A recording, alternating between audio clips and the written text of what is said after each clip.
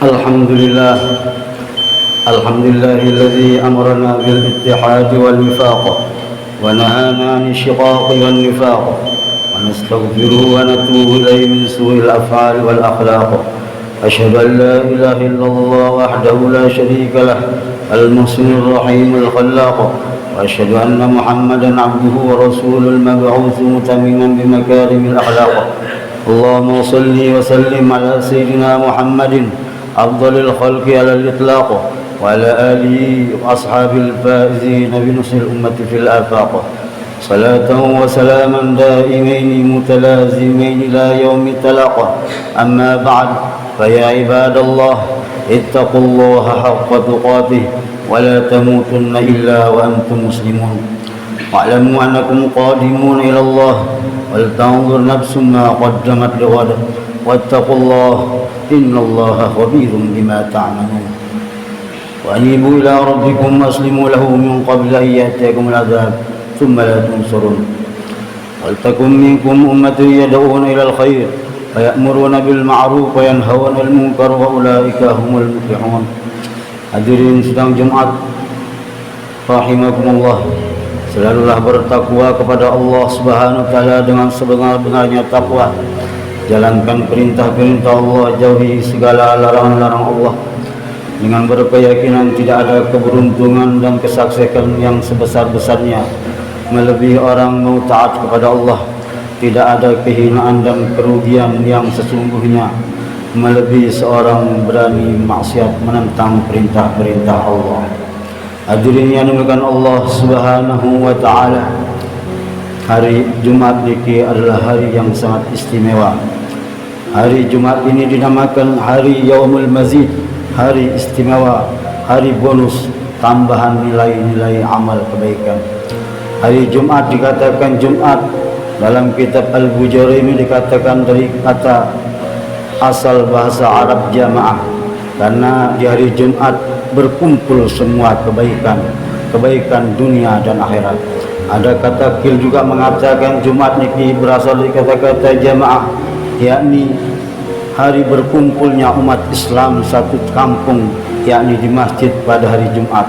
Ada kata kil mengatakan karena kakek kita Adam alaihissalam sempurna penciptaan bahan-bahannya, yakni terkumpul pada hari Jumat.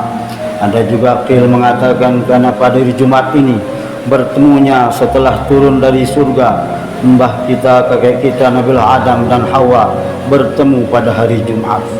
Begitu banyak kebaikan dan keberkahan pada hari Jumat ini, bertingkat-tingkat sesuai kesungguhan kita. Rasulullah sabdakan, siapa datang pada hari Jumat duduk di saf awal mendapatkan pahala seperti berkorban unta, lebih telat lagi pahalanya seperti ngorban kambing, lebih telat lagi seperti ngorban ayam. Yang telat datang hari Jumat nanti juga di akhirat dia akan duduk paling belakang, paling telat. Hadirin yang dimuliakan Allah Subhanahu wa taala, begitu istimewanya hari Jumat niki. Pernah hari Jumat ni akan diberikan kepada umat sebelum kita, hadirin, tetapi karena ada perselisihan pada umat saat itu, maka hari Jumat dicabut sehingga tidak jadi diberikan. Niki memberikan kepahaman dan pelajaran kepada kita, satu dua oknum yang bertengkar dan berselisih sehingga akan menghalangi kebaikan seluruh orang banyak. Satu makan nangka semua kena getahnya.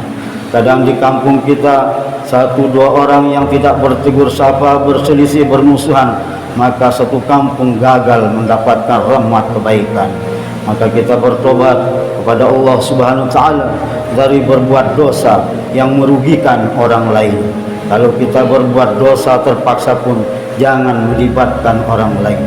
Kita tanpa minta-minta, hadirin, Allah berikan Jumat yang istimewa yang sangat mulia ini. Pada hari Jumat siang dan malamnya, kata baginda Nabi, ada yang dinamakan sa'atul ijabah. Siapa saja yang berdoa pada saat itu akan diijabahi langsung oleh Allah Subhanahu wa taala. Hadirin yang dimuliakan Allah Subhanahu wa taala, Allah adalah zat yang Maha Rahman, yang Maha Rahim. Dialah zat yang Maha baik kepada hamba-hambanya, selalu memberikan kesempatan untuk kita untuk kembali bertobat kepada Allah Subhanahu wa taala. Sebagai pemurahnya Allah Subhanahu wa taala, ketika hambanya bersalah dan terlanjur berbuat dosa, tidak langsung diazab, diberikan kesempatan terus oleh Allah untuk bertobat. Siapa tahu dia kembali kepada Allah. Kenapa Allah berikan kita zuhur? Karena siapa tahu setelah subuh kita bermaksiat lagi, sehingga dengan salat zuhur gugur lagi dosa kita. Setelah zuhur mungkin kita tergoda lagi bermaksiat, maka Allah berikan asar, sehingga dengan asar itu akan menggugurkan dosa-dosa kita. Setelah asar mungkin kita kembali tergoda dengan nafsu syahwat kita, berbuat pelanggaran. Allah berikan maghrib, begitu seterusnya sampai sholat isya. Ini maknanya Allah memberikan kesempatan kita untuk nanti berjumpa dengan Allah dengan qalbun salim, bersih menghadap Allah Subhanahu wa taala. Hadirin yang dimuliakan Allah Subhanahu, detik berganti menit berganti jam berganti hari berganti minggu berganti bulan pun berganti tahun. Tanpa terasa kita sudah sampai di bulan Safar yang mulia. Banyak orang mengatakan Safar niki adalah bulan kesialan, tetapi baginda katakan la adwa wala safar, tidak ada istilah sial bulan Safar itu. Hadirin, memang istilah dulu sering kita pahami istilah Rabu Buntung, Rabu kesialan, karena banyak orang menganggap bahwa Safar niki adalah bulan sial. Tetapi perlu kita pahami hadirin, kesialan itu dibuat oleh kita sendiri. Walaupun di bulan Safar, tetapi kita gunakan dengan ketaatan setiap saat, setiap detik, maka kita mendapatkan keberuntungan. Sebaliknya di bulan Ramadan yang mulia, kalau kita buat kemaksiatan, maka justru kita mendapatkan kesialan. Satu menit, bahkan satu detik, nafas, umur yang kita diberikan oleh Allah Subhanahu wa taala di dunia ini akan menjadikan keberuntungan yang besar nanti di surganya Allah. Satu menit bahkan satu detik kemaksiatan yang kita buat di dunia ini akan menjadikan kerugian dan penyesalan yang berkepanjangan di nerakanya Allah Subhanahu wa taala. Maka dalam Islam tidak ada istilah Rabu Buntung bulan Safar. Memang sebagian para wali-wali Allah Subhanahu wa taala dengan kasyafna, orang-orang soleh dengan mata batinnya melihat banyak musibah bala diturunkan di akhir bulan Safar atau Rabu Buntung.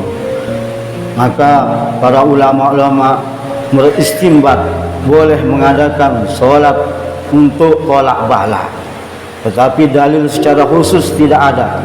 Tetapi dalil secara umum boleh saja kita solat hajat untuk menolak bala-bala, untuk solat hajat agar terhindar dari bala-bala musibah.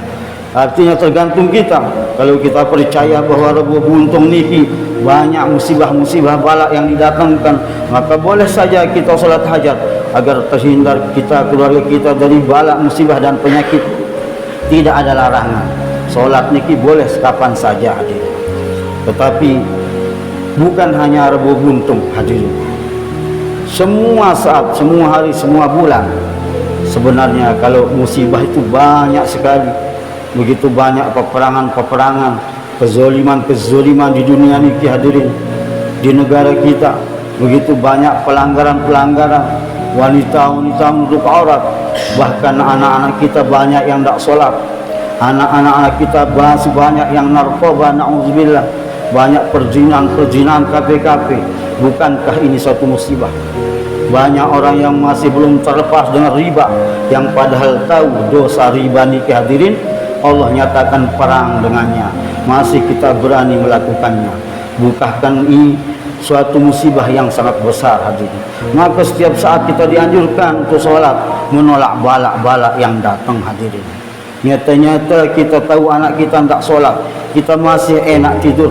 Nyata-nyata anak gadis kita masih goncengan sama laki-laki bukan mahram, kita masih enak minum kopi. Maka ini adalah musibah yang sesungguhnya. Maka kita terus berdoa kepada Allah Subhanahu wa taala agar bala-bala musibah niki ditolak oleh Allah Subhanahu wa taala. Maka masyhur dikatakan bahawa termasuk dosa yang akan menyebabkan orang itu mati su'ul khatimah, yakni dosa kita memakan riba dan dosa menyakiti orang soleh. Hari ini banyak umat Islam yang menyakiti pimpinan orang-orang soleh, menyakiti Rasulullah SAW. Cucu-cucu anak keturunan Nabi dihina-hina di mana-mana. Bahkan kita tanpa tahu dalil dasar ikut-ikutan membenci para habaib. Bagaimana tersakitinya Rasulullah sallallahu alaihi wasallam. Maka kita bertobat atas dosa-dosa ini, hadirin yang dimuliakan Allah Subhanahu wa taala.